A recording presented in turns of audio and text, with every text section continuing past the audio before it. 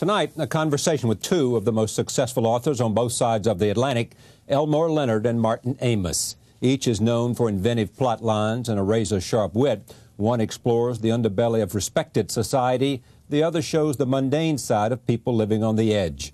We began with Elmore Leonard. He has written 35 novels, many of which have been turned into movies, including Out of Sight and Rum Punch. His new novel marks the return of Chili Palmer, the Brooklyn con artist turned Hollywood producer in Get Shorty. This time, Chili's trying to capture the music business on film. The book is called Be Cool, which almost describes Elmore Leonard. I'm pleased to have you here, my friend. Thank you, Charlie. Welcome back. Now, it is also, you just told me, the chapters are in Coca-Cola, or what? This is a Diet Coke promotion. Oh, I see. And there are six of us, and we are each, there's a little sample with the cover of the book in one chapter in I think, 50 million cartons of Coca-Cola. So if I read the whole book, I could probably find it somewhere in some Coke, right? Well, if you would find just the chapter. Oh, just course. One chapter? Yeah, okay. Yeah. And but it's indicated on the case who's on there, yeah. Whether it's me or one of 5 other writers. Now, why are we going back to our pal Chili Palmer? MGM wanted a sequel immediately. Oh, I see. My publisher said, "What about the music business?" And I thought, well, why not? Because I like the character, and I know I can push him around, make him work. Yeah. And so, but I did after Get Shorty, I did 2 other novels before getting into this one. Now, let me just get this straight. You're writing this because the movie people wanted you to write another Get Shorty type book that they could turn into a movie. Mm-hmm. It's shamelessly aimed at the movies. It's about the movies. I get the impression that you're writing for money, not for art? Oh, no, there's plenty of art in there. There's plenty of my art. But it's about making a movie. And he wanders into the music business as to managing a rock band. How do you rate him among your characters, Chili? I think he's is interesting, more interesting. Well, he's certainly more visual now than most. You know, George Clooney did a good job. Out of Sight. That was a terrific movie. Yeah. Didn't you think so? Yes, that worked. Worked? Yeah, it was first rate. Very good, yeah. Who was the director that did that? Steven Soderbergh. Steven Soderbergh, yeah. And then Quentin Tarantino did Jackie Brown. Yeah. I thought that was good. Very good, close. Yeah. So good directors come and do your work. So I've been lucky lately. Yeah, very. Yeah. No, but Out of Sight was really good. I thought that. Yeah. I mean, it got some good notices, and also I think one of the critics associations gave it Best Picture, Best Director award. Best Picture, Director, and Screenplay, and Scott Frank is up for an Oscar for Out of Sight, for also. Yeah. Chili. For those who didn't read Get Shorty, what kind of character is he? Chili Palmer is a very confident guy and would have you believe that he knows what he's talking about. Yeah. He can put that across. Yeah. And sometimes he does know what he's talking about. And sometimes? And sometimes, it doesn't matter. But I just have fun with the character, and especially in this milieu, in this music business where it's known that there were, at least were, people connected to the mob who are promoting records, you know, that Chili, once I learned that, I thought, this is perfect, because Chili's going to run into some old friends. He'll know somebody there. Yeah. And they'll know him.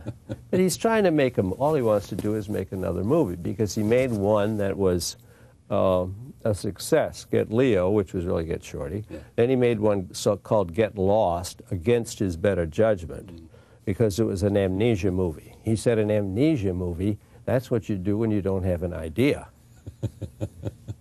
When you do these, like Be Cool, do you have to do any research, or is it just there for you? Oh, that required a lot of research. Well, like what do we do? The music business. Okay, we went to the library, or we had our researchers go to the library? We roamed around through L.A. talking to a list of people who were in the business, people who ran record companies, who managed stars, who promoted records. I sat for 2 hours with a record promoter across his desk while he was on the phone talking to program directors and his people out in the field.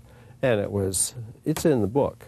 What's the most interesting thing you learned about the music business? Interesting.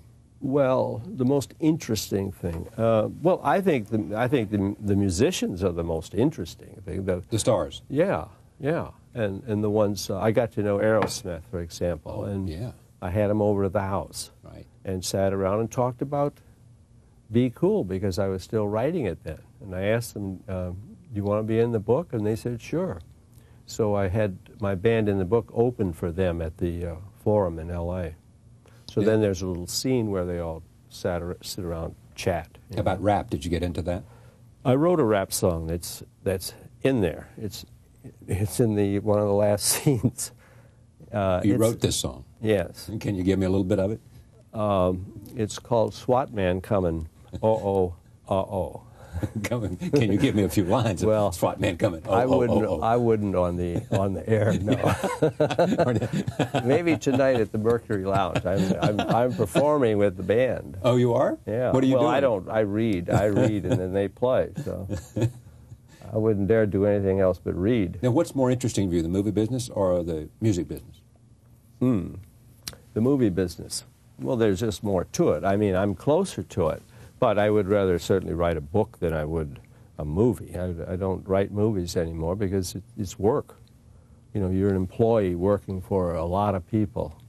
What writers have taught you the most about writing? Two. First, Ernest Hemingway, until I realized that I didn't share his attitude about much of anything, but he sure knew how to construct a scene and get people talking. And then, when I realized that he didn't have a sense of humor, I turned to Richard Bissell.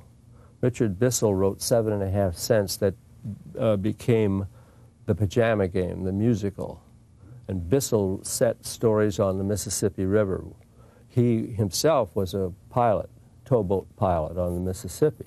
And I read several of his books, and his people were so naturally funny without trying to be funny, and that's exactly what I wanted to achieve, see.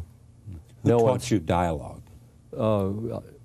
Maybe reading John O'Hara very closely, or any number of writers, but it's just the way I like to write. It's, for example, I don't have Martin Amos's language.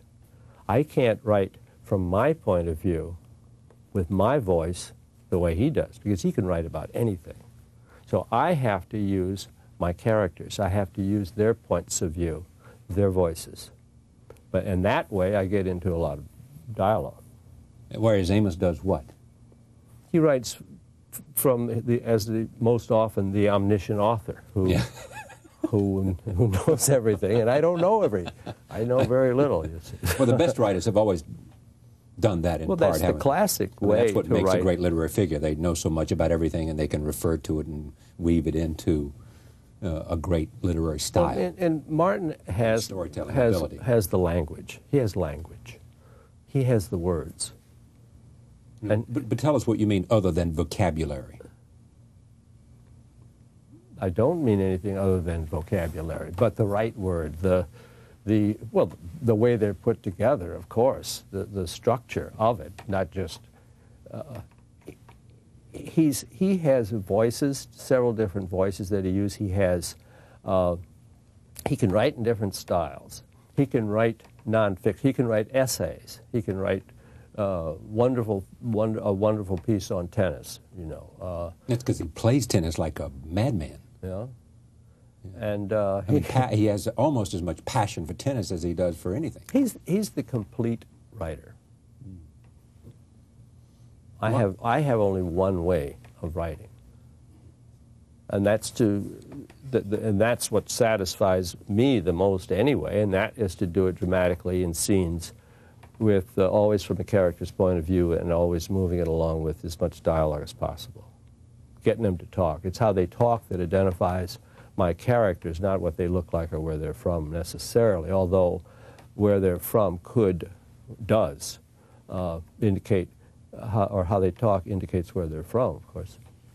You must then have a great ear. Well, I don't know. Certainly you can hear right now, for example, a certain type of person talking. Right. And then you just write it down. That's all you do. I mean, if that was true, we'd have a lot more Elmore Leonards than we do, and we only have one. Thank God. Why don't we bring Martin Amis out here and then have a little dialogue with Martin Amis, since you've said these nice things about you and about him, and see if he has anything nice to say about you. Oh, all right. All right, Martin, come on out here, and we'll come back in just a moment.